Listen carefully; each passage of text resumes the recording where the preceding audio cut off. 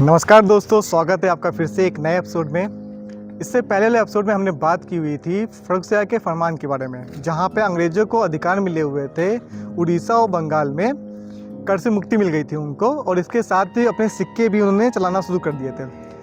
अब जब ये सब हुआ तो जब अंग्रेज़ यहाँ पर अपना व्यापार स्थापित करने लगे थे, कारखाने स्थापित करने लगे थे, तो उस समय हमारे भारत में अन्य यूरोपीय शक्तियाँ भी विद्यमान थी, जैसे कि पुर्तगाली और डच। अब होता क्या है कि जब व्यापार शुरू होता है तो प्रतिस्पर्धा होती है इन लोगों के बीच में, जिससे इनके बीच में संघर्ष चालू होते हैं। तो आज की वीडियो में हम लोग बात करने वाले हैं इन संघर्षों को, और ये देखेंगे कि किस तरह से इनके बीच में संघर्ष हुए, किस तरह की संधियाँ हुई। तो आज की वीडियो में हम लोग बस इसी चीज़ पे बात करने वाले हैं, और आइए साथ में जुड़ते हैं और इस वीडियो को लास्ट तक जरूर देखिएगा।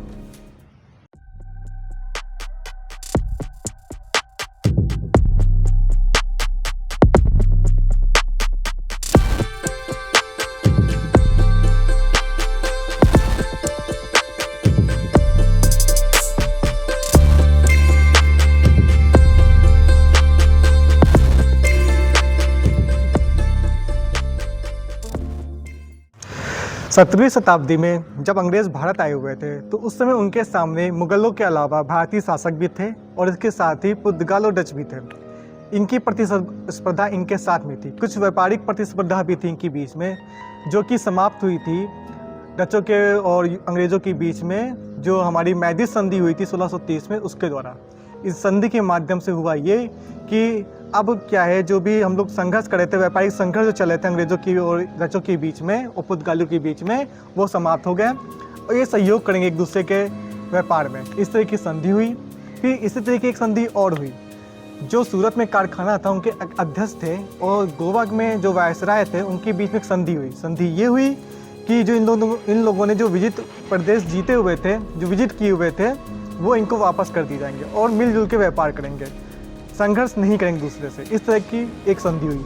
इसी तरह की एक संधि और हुई, जैसा कि हम लोगों ने लास्ट वीडियो में बात की हुई थी, जो विवाह वाली संधि हुई थी, इसमें हमारे चार्ल्स द्वितीय ब्रिटिश के जो क्राउन थे वो शासक, और जो पुर्तगाली की राजकुमारी थी उनके साथ जो विवाह हुआ था, एक वो संधि हुई, जिसमें उनको बम्बई दहेज के रूप में मिला हुआ था।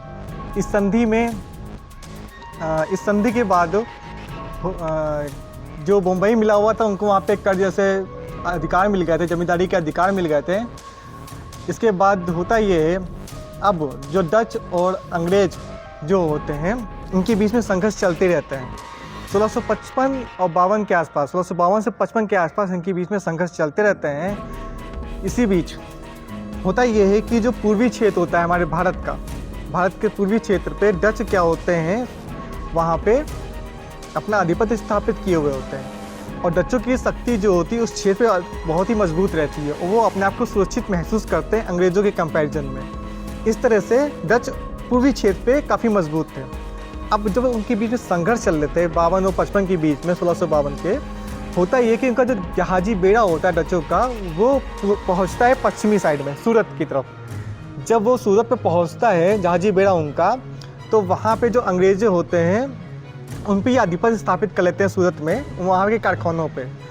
अब जब ये होता है तो इनके बीच में एक संधि और होती है, जिसमें डच स्वीकार कर लेते हैं कि अब पूर्वी क्षेत्र पे भी अंग्रेज़ों का अधिकार होगा, और अंग्रेज़ ने जो क्षेत्र इनके लिए हुए थे वो भी इनको वापस कर देते हैं।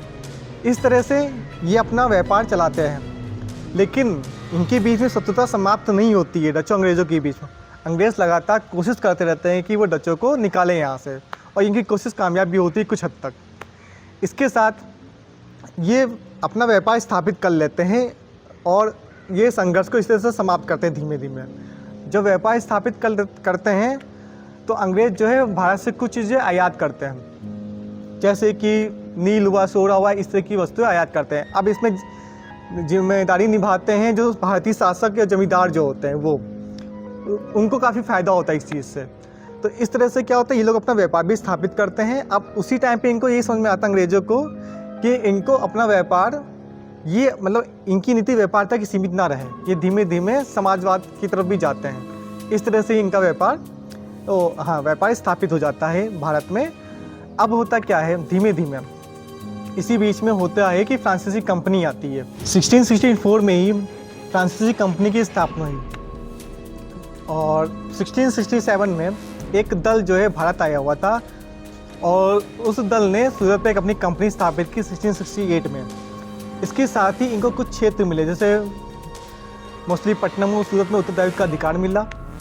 इसके साथ ही होता यह है कि एक महत्वपूर्ण संधि होती है, जब ये अपना व्यापारिक केंद्र स्थापित कर रहे होते हैं उसी समय एक महत्वपूर्ण संधि होती है जिसका नाम होता है रिजविक की संधि। जो रिजविक के नीदरलैंड में पश्चिमी भाग पे एक छोटा सा राज्य है, वहाँ एक संधि हुई। संधि में ये था, होता यह है कि मार्टिन के नेतृत्व में जो पौंडीचेरी है उसका विकास प्रारंभ होता है। अब वो क्षेत्र जो है बढ़ना शुरू होता है, ये कि डच क्या है उस पर कब्जा कर लेते हैं।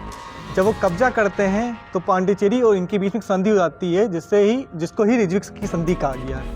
इस संधि के थ्रू होता ये है कि डचों के द्वारा जो क्षेत्र लिया गया था पौंडीचेरी, वो इनको वापस कर दिया जाता है और फिर से पौंडीचेरी जो है फ्रांसीसी गवर्नर के हाथ में आ जाता है, मार्टिन के हाथ में, जिससे ये फिर से फलने फूलने लगता है।